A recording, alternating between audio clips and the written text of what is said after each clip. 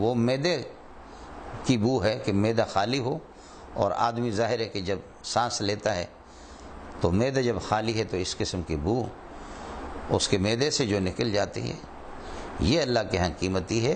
بنیادی چیز یہ ہے کہ یہ چونکہ اس کے خالی پیٹ ہونے کو بتا رہی ہے۔ باقی مسئلہ رہ گیا کہ منہ کو بالکل گندا چھوڑ دیتا ہے، دانتوں کو گندا چھوڑ دیتا ہے، یہ شرعاً پسندیدہ نہیں ہے۔ کسی ٹائم پہ بھی مسواک کرے، مسواک مسنون اور سنت ہے، منہ کی بدبو کو زائل کر دے۔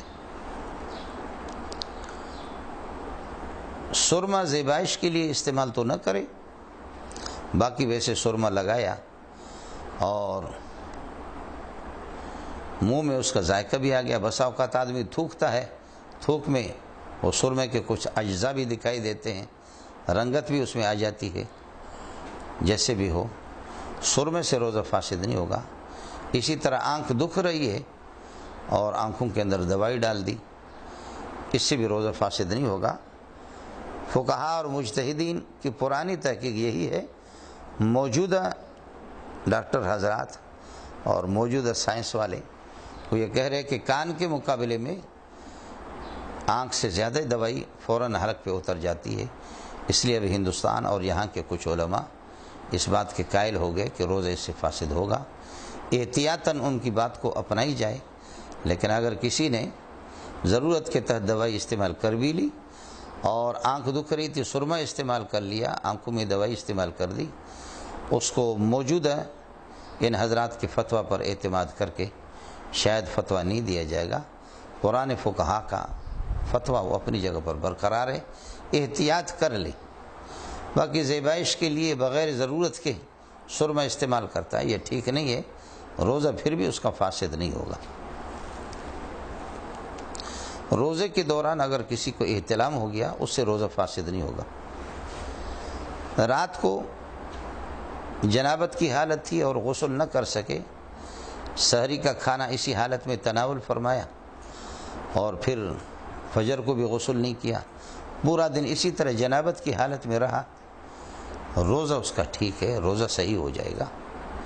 بعض صحابہ اس سے منع بھی کرتے، حضرت ابو ہریرہ رضی اللہ تعالیٰ عنہ، لیکن یہ ہے کہ فتویٰ اسی پر ہے، جمہور صحابہ اور مجتہدین کا اسی پر۔ یہ ظاہر ہے کہ جنابت کی حالت میں ویسے گھومنا پھرنا پورا دن، یہ تو بہت بڑا گناہ ہے۔ جس گھر کے اندر اتنی طویل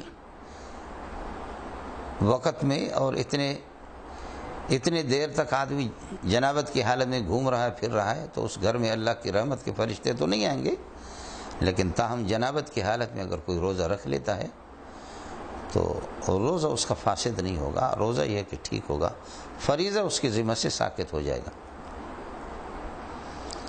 اپنی حرم محترمہ اور بیوی کا بوس و کنار کرنا روزے کے دوران، اس سے بھی روزہ فاسد نہیں ہوتا۔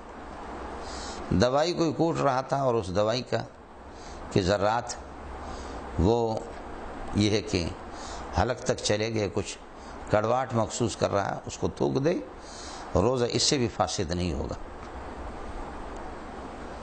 انجیکشن خواہ کسی قسم کے بھی ہو، آدمی بیمار ہے اور دفع مرض کے لیے انجیکشن لگوا رہا ہے، تب بھی اجازت ہے، روزہ اس سے فاسد نہیں ہوگا۔ اور اگر یہ کہ کمزور ہو گیا ہے اور اس کے لیے گلوکوز یا یہ ہے کہ طاقت کی کوئی انجیکشن لگوا رہا ہے، تب بھی روزہ فاسد نہیں ہوگا، لیکن اس سے اجتناب کرے کہ عام طاقت کے لیے اور فرحت اور قوت حاصل کرنے کے لیے اس طرح انجیکشن لگوانا، کراہیت تو آئے گی معمولی سی، لیکن روزہ فاسد نہیں ہوگا۔ اللہ تعالی ہمیں شریعت اور احکام شریعہ، مسائل شریعہ کی معرفت نصیب فرمائے اور ان پر ہمیں عمل کرنے کی توفیق عطا فرمائے۔ وآخر دعوانا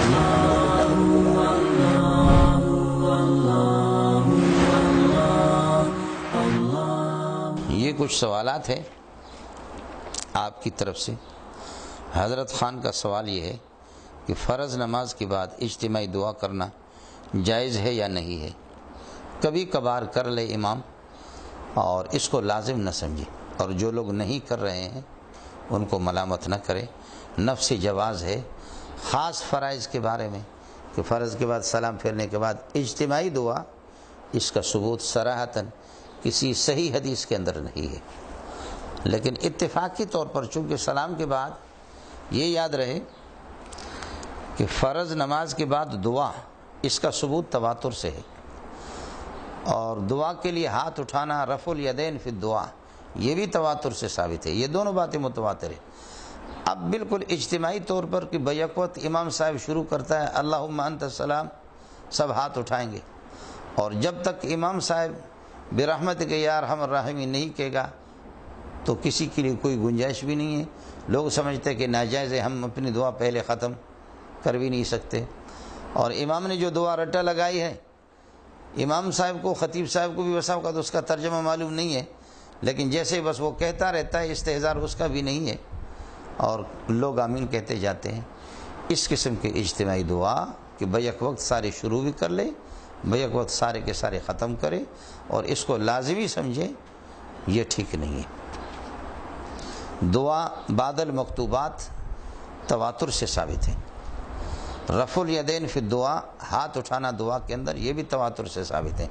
البتہ دعا کی حیت، دعا کی شکل، دعا کی مقدار، یہ رائے مبتلا بھی پر ہے۔ یہ اتفاقی چیز ہے کہ سلام کے بعد فوراً لوگ ہاتھ اٹھاتے ہیں، اور یہ ہے کہ دعا میں اجتماع کی ایک شکل بن جاتی ہے، لیکن اس کو شرعی سمجھا جائے کہ یہ اجتماع بھی ضروری ہے، اس طریقہ پر اس کو اس طرح نہ سمجھے۔ البتہ عمومی احادیث ہے، جیسے مجموع الزوائد ایسمی کی روایت ہے کہ کوئی قوم کسی جگہ وہ جمع ہو کر کے پھر ان میں سے کچھ دعا کر رہے ہیں اور دوسرے آمین کہیں، اللہ ان کی دعا کو رد نہیں کرتا، دعا قبول ہوتی ہے۔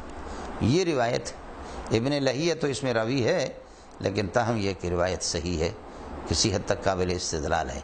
اور اس کے علاوہ ویسے بھی قال قد اجیبت دعوتکما فاستقیما، موسیٰ علیہ السلام دعا کرتے رہے، حضرت ہارون علیہ السلام آمین فرماتے رہے، اور یہ بھی اجتماعی دعا کی ایک صورت ہے۔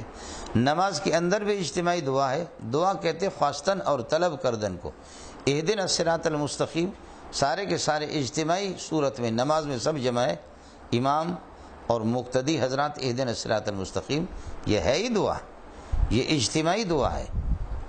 باقی یہ ہے کہ فرض نماز کے بعد، سلام کے بعد اس کو لازم سمجھنا، اور جو لوگ ترک کرتے ہیں تو ان کو ملامت کرنا یہ ٹھیک نہیں ہے۔ باقی اس کو بدعت کہہ دینا، میں نے عرض کیا کہ عمومی روایت سے استدلال اس پر کیا جا سکتا ہے، اور ہم اپنے ہاں اس کو کبھی کبھی ترک بھی کر دیتے ہیں۔ فجر کی نماز میں جیسے سلام پھیرنے کے بعد تسبیحات فاطمی پڑھ کر کے یاسین شریف کا ورد ہوتا ہے، یا یہ کہ سورہ کہف کا